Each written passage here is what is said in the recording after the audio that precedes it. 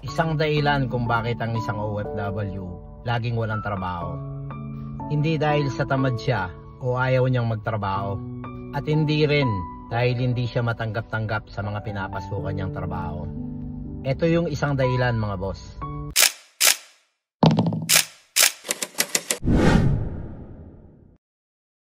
Oo, madami talaga sa mga OFW yung laging walang trabaho. Hindi dahil sa tamad sila o ayaw nilang magtrabaho.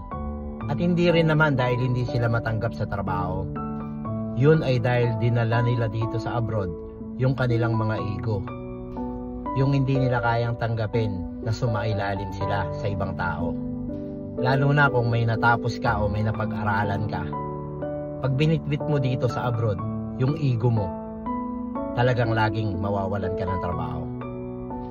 Dahil kapag nag-abroad ka, dapat tanggapin mo yung sitwasyon na dadatnan mo dito sa abroad. Na minsan kailangan mong magpasailalim dun sa mga tao na mas mababa pa yung pinag-aralan sa'yo. Kasi dito sa abroad, madalas hindi pinagbabasihan dito yung pinag-aralan. Dito sa abroad, kadalasan ang basihan yung abilidad at saka yung experience ng isang OFW. Kaya yun ang kadalasan na nagiging dahilan kung bakit yung isang OFW laging walang trabaho. Kasi hindi niya kayang tanggapin sa sarili niya na under siya ng isang tao na mas mababa ang pinag-aralan kaysa sa kanya. Dito sa abroad, hindi basihan ng diploma. Hindi dito basihan yung pinag-aralan. Dito mas kinikilala yung galing at abilidad ng isang OFW. Kaya wala talagang mangyayari kung ang bibitbitin mo dito yung ego mo. Dito kailangan mong makipagsabayan ng galing at kailangan mong sumabay sa abilidad para magtagal ka sa trabaho. At yun kadalasan ang nagiging dahilan kung bakit ka laging natatanggal sa trabaho mo.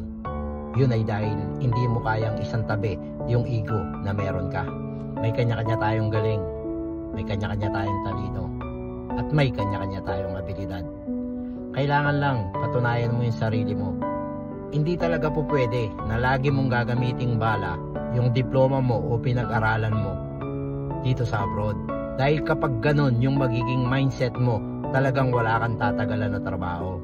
Dahil nangyayari talaga.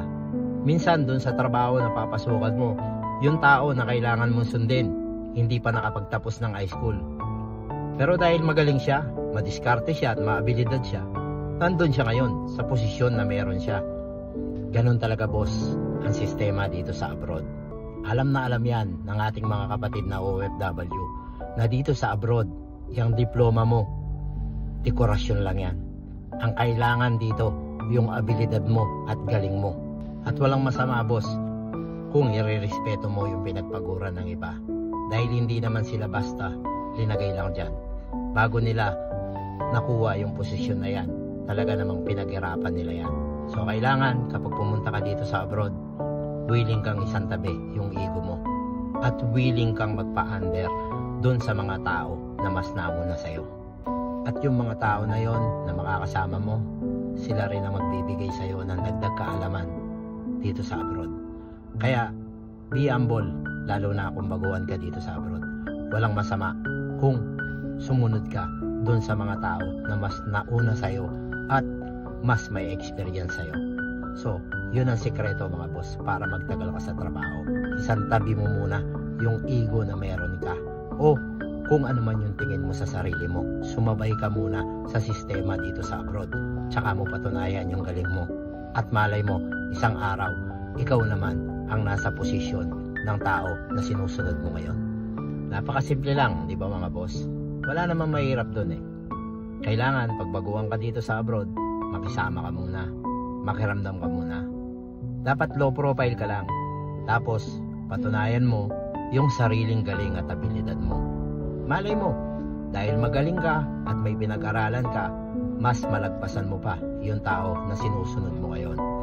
So ayan mga boss, hanggang dito na lang yung vlog natin. Ayan mga boss, dun sa mga hindi pa nakakapalo sa atin, kung sa tingin nyo may kabuluhan yung sinasabi natin o may sense yung sinasabi natin at makakatulong sa inyo, bilang isang OFW o baguang OFW o gustong maging OFW, ayan, pwede nyo kong i-follow mga boss, dahil dito realidad lang ng abroad yung pinag-uusapan at pinapakita natin. See you next vlog mga boss.